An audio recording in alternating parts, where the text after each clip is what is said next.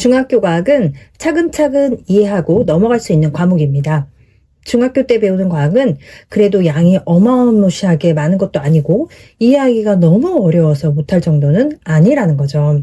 하지만 시간이 부족하거나 또는 그 밖의 이유로 이해하지 못하고 넘어간 부분이 조금씩 쌓이다 보면 어느 순간 하나도 모르겠다. 그런 때가 오는 겁니다. 그러면 이제 문제가 되는 거죠. 중학교 시기에는 내신 점수만 잘 받으면 되기 때문에 모르고 넘어갔어도 시험이 끝났으면 문제가 그렇게 크게 되지 않아요. 하지만 고등학교에서는 내신뿐만 아니라 수능도 대비를 해야 하는데요. 시험을 봤다고 모르는 부분을 계속해서 그냥 넘어가다가는 수능에서 원하는 등급을 받을 수 없게 되는 것입니다. 그러면 어떻게 하면 수능에서 과학 1등급을 받을 수 있을까요? 중학교부터 차근차근 잘 쌓아가야 합니다. 당연히 이해를 바탕으로 쌓아가야 하는 것이죠. 그러나 과학은 수학과는 달리 일정 부분은 암기해야 하는 부분도 필요합니다. 기본적인 개념이나 용어 등등 무엇을 뜻하는 것인지를 알아야 하고 암기해야 할 부분이 분명히 있습니다.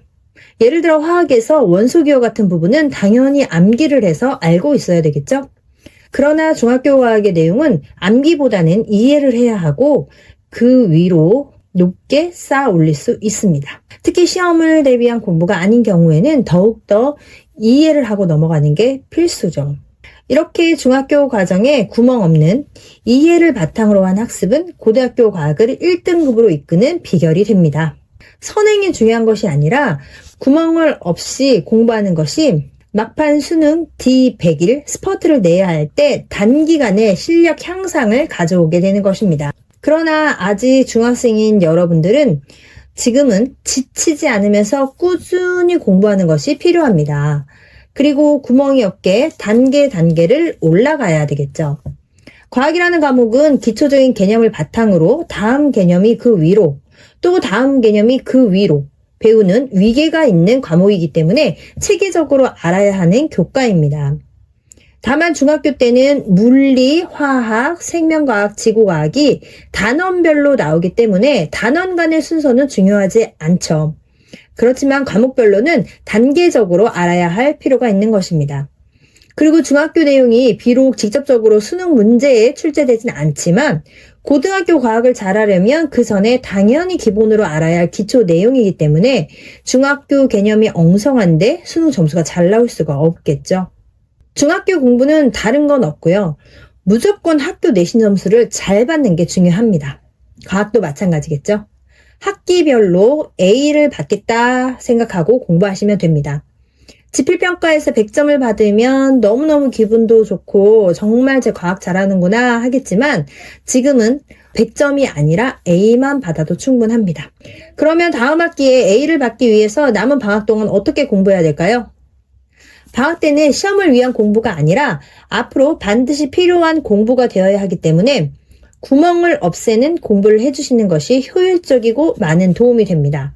그럼 어떻게 구멍을 없애는 공부를 하는지 알려드리도록 하겠습니다. 우선 집에 있는 전 학기에 배운 과학 문제집을 가져옵니다. 문제집을 사긴 했는데 풀지 못했다면 가장 좋고요.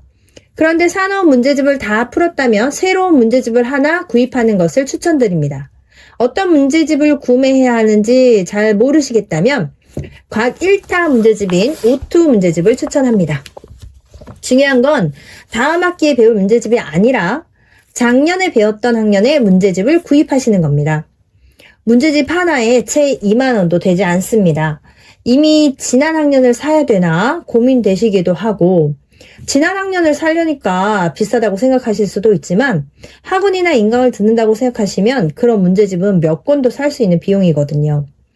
그래서 치킨 한 번 안 먹겠다고 생각하고 문제집 하나 구매하시는 겁니다.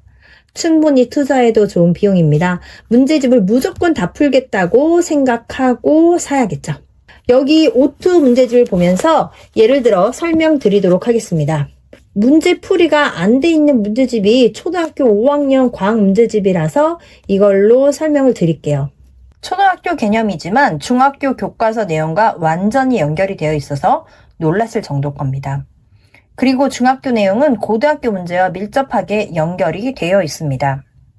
우선 아무데나 펴보도록 하겠습니다.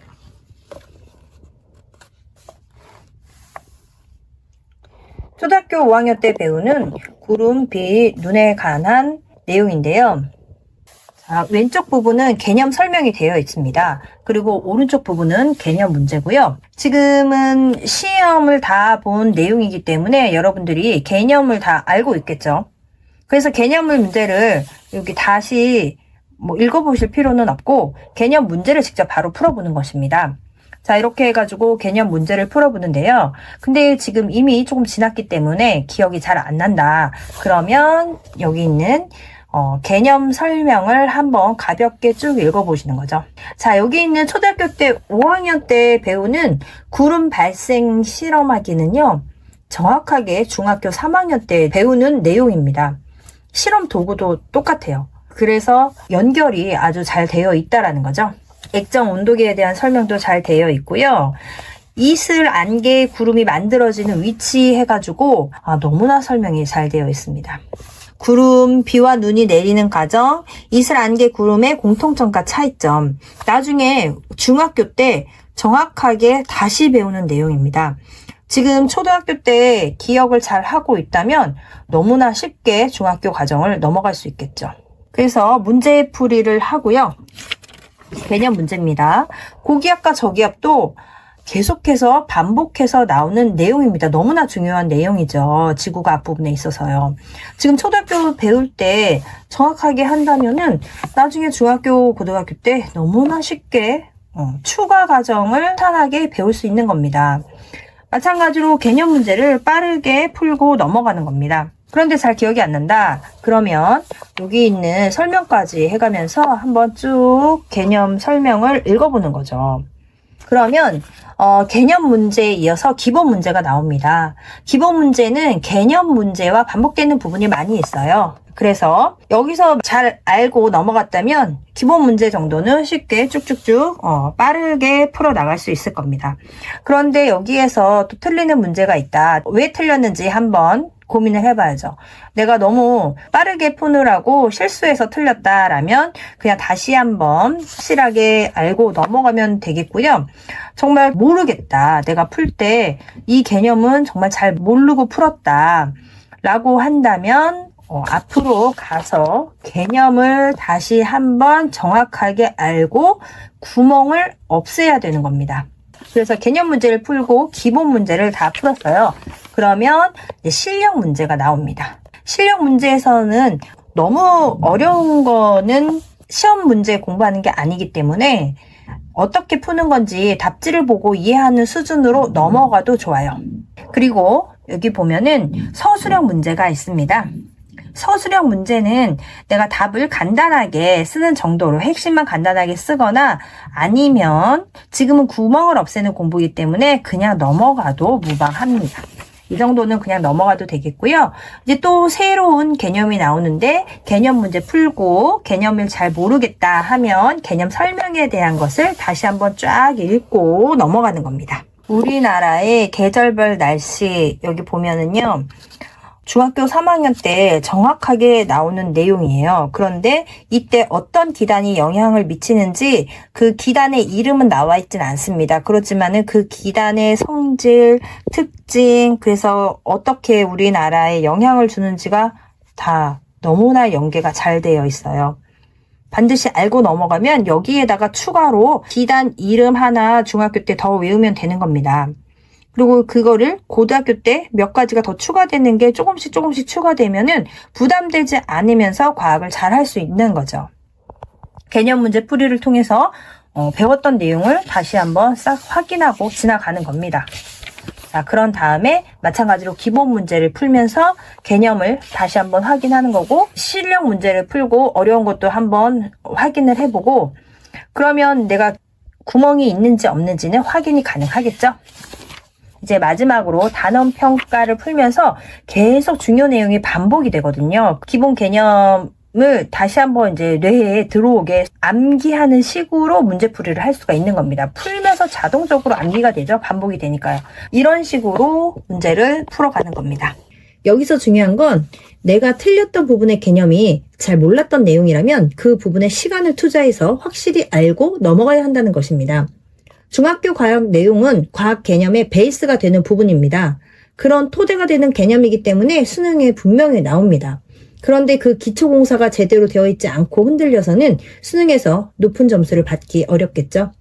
고등학교 내용도 일단은 중학교 내용 위에 더 깊고 넓게 나오는 것이기 때문에 중학교 과학은 탄탄하게 잘 정리되어 있어야 합니다. 방학 중에 공부하는 것이 내신 시험 볼 때처럼 세세한 부분까지 외울 필요는 없어요. 전체적인 흐름과 뼈대를 알고 있어야 하는 겁니다.